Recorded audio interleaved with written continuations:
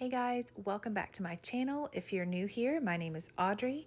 Our family of 10 lives on a 6-acre homestead in South Carolina. I'm really excited about today's video. I'm participating in a Homesteading 101 collaboration headed up by Casey over at Ormsby Farm. I'm going to be sharing with you how to figure out how much to grow for your family. You definitely want to start by making a list of what your family eats the most. If your family doesn't eat green beans, there's no point in growing them. Other factors to consider is how much does each plant produce? Also, how are you going to preserve it all? Are you going to store it in your cold storage? Are you going to can it, freeze it, dehydrate it? These are all factors that you want to take into consideration when planning your garden. This topic ties in perfectly with my October food storage challenge. If you haven't checked out my food storage for beginners video, I'll link it below. First, we're going to start by making a list of what your family eats most often throughout the year, as well as what you eat fresh during gardening season, but maybe you don't care to preserve it. My family has a large salad for dinner about once a week. Sometimes it's taco salad, chicken Caesar salad, or one of our favorite Trim Healthy Mama recipes is Big Mac salad. I grow loose leaf lettuce on our front porch in these large plastic urns that I picked up from Lowe's for about $11 a piece. Loose leaf lettuce is ready for harvest in about 4 to 5 weeks after planting.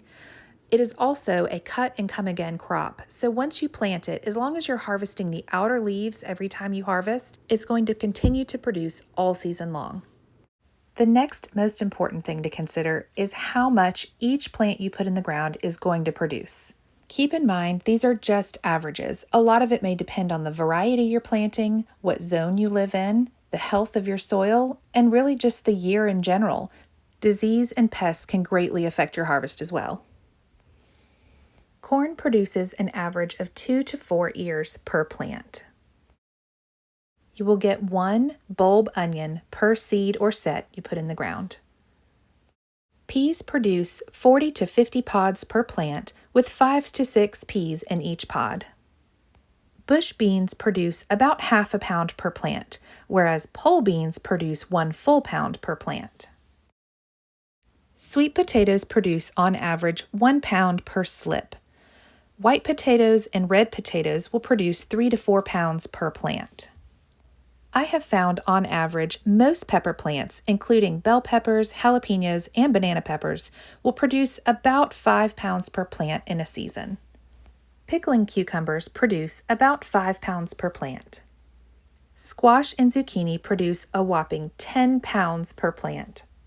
And last but certainly not least, the beloved tomato. Tomatoes produce 8 to 10 pounds per plant. Now I'm going to give you a few examples of how to calculate your family's needs. We know potatoes produce 3 to 4 pounds per plant. Let's say my family eats mashed potatoes twice a month. It takes about 5 pounds of potatoes to feed my family, so that's about 10 pounds per month. That's approximately 3 potato plants. 3 plants times 12 months would be 36 potato plants. I've never harvested on the high end of the average yield, so I would definitely err on the side of caution and plant closer to 50 plants. We know pole beans produce about 1 pound per plant and bush beans about half a pound per plant. It takes about 3/4 of a pound of chopped green beans to fill a pint jar. If your family uses 2 pints of green beans per week, that's about 8 pints per month or 6 pounds per month. That's 72 pounds of green beans per year. You would need about 72 pole bean plants or 144 bush beans. My last example will be tomatoes. My family uses about 2 quarts of tomatoes per week, whether it's salsa, marinara, or pizza sauce. It takes about 3 pounds of tomatoes to fill a quart jar, which means we need about 6 pounds a week or 24 pounds a month. That's approximately 288 pounds per year. Again, I'm going to go ahead and round up to 300 pounds. If the average tomato produces 8 pounds per plant, I'll need at least 38 plants. For preservation purposes, this would be about 38 paste tomato plants. I don't typically use my big slicers for canning. I'm also linking below my favorite photo storage box that I use to store my seeds. It's from Michael's Craft Store and goes on sale several times a year. Lastly, I would highly recommend that you keep inventory of the seeds you have on hand. I like to categorize mine by variety, the date on the package, and how much is left in each seed pack. I hope the tools provided in this video are helpful when you go to plan your garden for next year. Also, be sure and check out the rest of the videos in the Homesteading 101 collaboration linked below. Thanks for watching.